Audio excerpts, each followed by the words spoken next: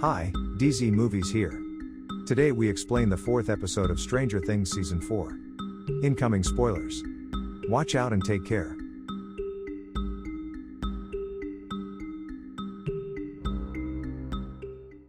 The episode begins with a lady from the government sent by Sam trying to explain the situation to Mike, Jonathan, and Will, why 11 had to leave for a while, and why they must keep it a secret because back home, their friends and families are in great danger, and the only way to save them is for 11 to regain her powers.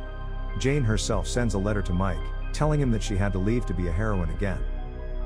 At the high school, our youngsters put things together after Max shares with them the hallucination she just had and confesses that she's been going through the same symptoms as Chrissy and Fred for a few days now, and is probably the next to die in the next 24 hours. Some noises are heard in the high school hallway, and Steve grabs a lamp, and is ready to show up his friends, but there was no danger, it was just Lucas running hurriedly towards them, to let Dustin know that Jason and the others are looking for him to tell them Eddie's exact location. The next day, Jason shows up at Lucas's house, but finds only Lucas's sister at home, who tells him that Lucas isn't home, probably off somewhere with Dustin and the others. In the meantime, Steve and the others are asking themselves more and more questions about this Victor Creel, if he really was cursed by Vecna 50 years ago, and if he really managed to escape the curse, and how. They're all worried at this point about Max, who was writing something in the corner of the room. Nancy and Robin show up in a hurry, with news that they've arranged a hearing with the director of the hospice where Victor was being held, and hope they can convince him to let them talk to him. The big day for Jim Hopper has arrived. Today is the day we'll see if he makes it out of prison or not. In California, Mike, Will and Jonathan come up with a plan to escape their guards and return to Hawking. In the meantime, Max finishes his goodbye letters to everyone, in case he doesn't make it out of this alive, then has Steve drive her somewhere else, because he's not going to spend the last day of his life in a basement.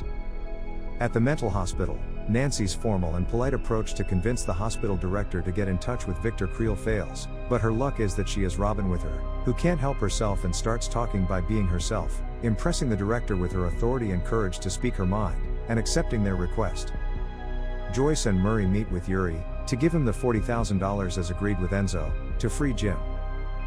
And now the rest is up to Jim to put his plan into action.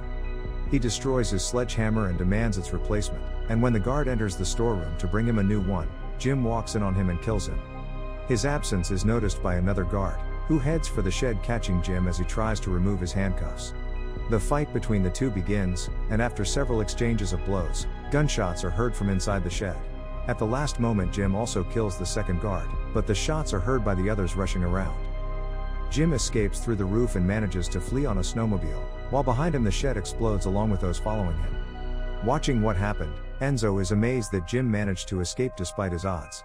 Steve drives Max home to drop off some letters for her family, and then sees his mother in the yard and goes to talk to her, but it turns out that was nothing more than Vecna's hallucination. Meanwhile Nancy and Robin come face to face with Victor Creel. And in California, Mike, Will and Jonathan are attacked, one of the two agents protecting them is shot down, and the other shot while protecting the young men. However, they reach the pizza car driven by Jonathan's friend, and manage to escape for a moment. Jim manages to get to the location, where he tries to warm up a bit and get something to eat before Yuri arrives. But his plans are spoiled because Yuri calls Enzo to let him know that there has been a change of plans. He betrayed them all, revealed Jim's location, reported Enzo to the KGB, and turned in Murray and Joyce who were wanted by the KGB. Steve brings Max to her next stop. She had one more letter to leave, so she heads to the cemetery to Billy's grave.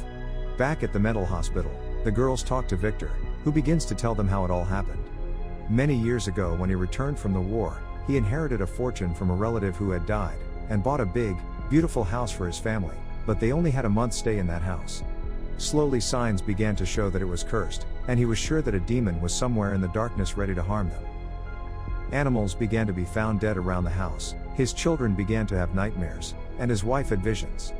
Soon the hallucinations began to manifest themselves on him too, and one evening when they were sitting at the dinner table, everything went haywire. His wife was first killed by this demon, then when he was trying to get his children out of the house to save them, he was trapped in a memory from the war. And when he came to, his children were already dead.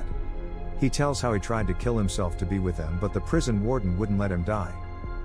Meanwhile in the cemetery, Max reads Billy's letter to her, she regrets not being able to save him, and confesses that since he died, nothing has ever been the same. Max finishes reading the letter to Billy, but seems to be caught in a new hallucination of Vecna, who is now standing face to face with him in the form of her brother, trying to convince her that she is guilty of his death, and that her time is up, and she will join Vecna in the afterlife. Her friends meanwhile try to wake her up but to no avail, so Dustin desperately calls Robin and Nancy to see if they've heard anything from Victor, as time is running out on them and Max at this point.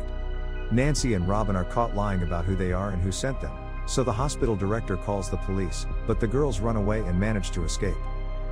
They finally get in touch with Dustin and tell him that although there's not much chance the music could save Max, bringing her back to reality. So Dustin rushes with Max's music tapes back up the hill. Meanwhile, Max continues his escape through the afterlife, arriving at the place where Chrissy and Fred's souls are captured. Vecna catches up and pinches her. After they put headphones on her head, a window opens in the afterlife through which Max sees her friends trying to rescue her, but Vecna tells her that she cannot escape, as she is squeezed tighter and tighter until she can barely move at all. Max has a moment where she remembers all the memories and good times she had with her friends, and these gave her the strength to break the curse. She releases one hand and hits Vecna, then runs to the open window to her world, while Vecna tries to stop her. With all his efforts, Max manages to regain consciousness and everyone breathes a sigh of relief for a moment. Subscribe to this channel if you want more videos like this.